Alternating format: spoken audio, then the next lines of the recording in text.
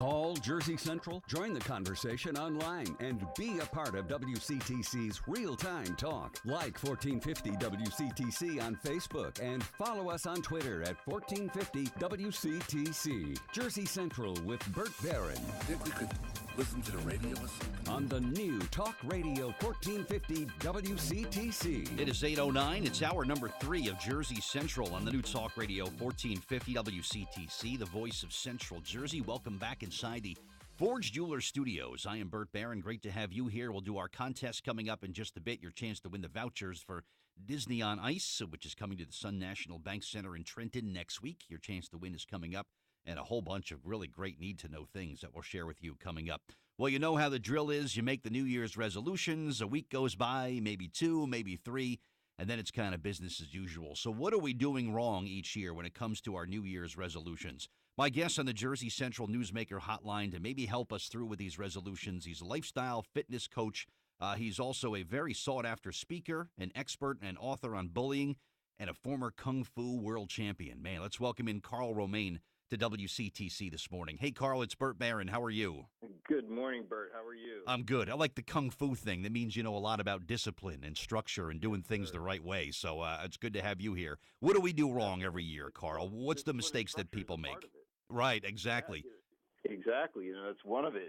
One of the things that people need to do is really make sure that their goals are clear and specific.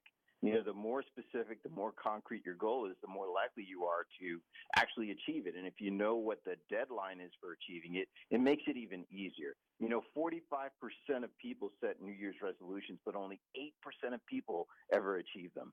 I'm surprised that 8 number is as high as it is when you look at all the people that try to make some changes for themselves in the new year. Should you do is it small little victories along the way, Karl, or do you set a big goal that you hope to achieve by maybe the midpoint of the year or so? What works better?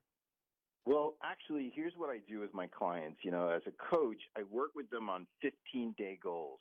And what we have found is that they're a lot more successful in 15-day increments than worrying about the big picture at the end of the year. So we set the goal for the end of the year, but we work at it in short-term 15-day bursts, so to speak. Yeah, and it sounds like there's little achievements, like climbing a ladder, like one rung at a time. Before you Exactly. get to the top of the ladder, you got to go up the rungs each one at a time. So it's like before you lose 15 pounds, you got to drop 3, right?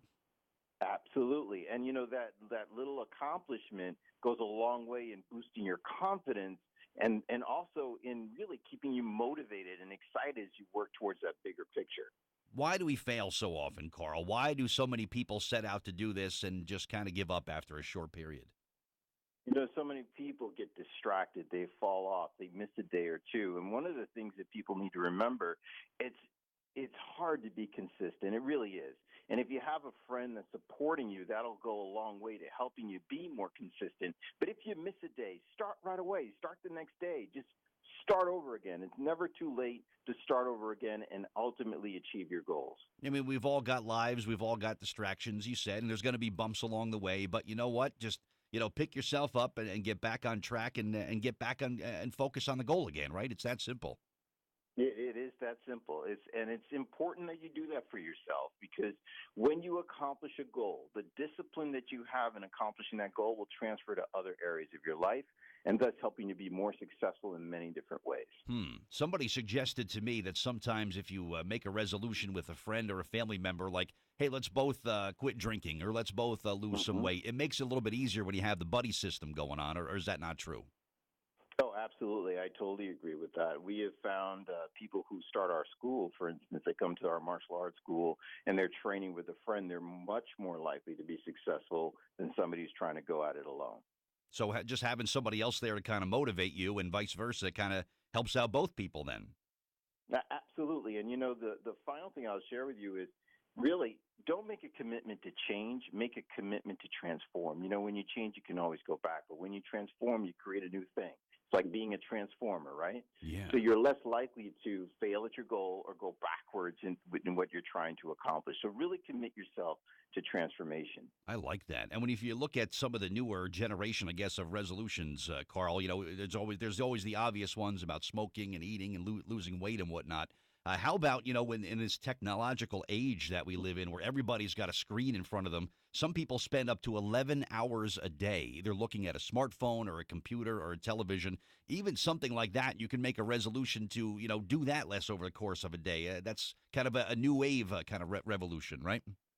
Absolutely. And you can even use that to help you with your workout. I have a client who's telling me how much time she spends in front of the TV. And I said, great, put the treadmill in front of the TV and start going to work. And now she's doing, she watches these half-hour episodes. So she's doing a half hour on the treadmill every time she's watching an episode. So it's a great way to at least get her motivated, get her started, and working towards her goal. I guess every little bit helps. Is there like a benchmark, Carl, where if someone, gets into a good habit, once they reach, is it 30 days? Is it 60 days where they're kind of out of the woods and it becomes more the routine for them? Is there like a benchmark that people need to reach before it becomes part of their daily routine? Absolutely. You go your first 30 days. After you go your first 30, go to 90. Okay. And once you go to 90, you just got to keep the process going. But usually after 90 days of doing it, your body changes.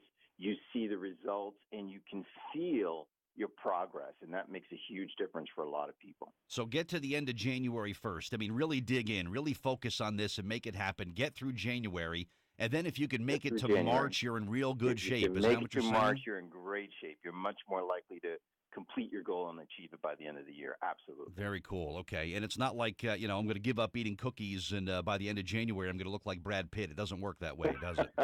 No. No. Right, all right.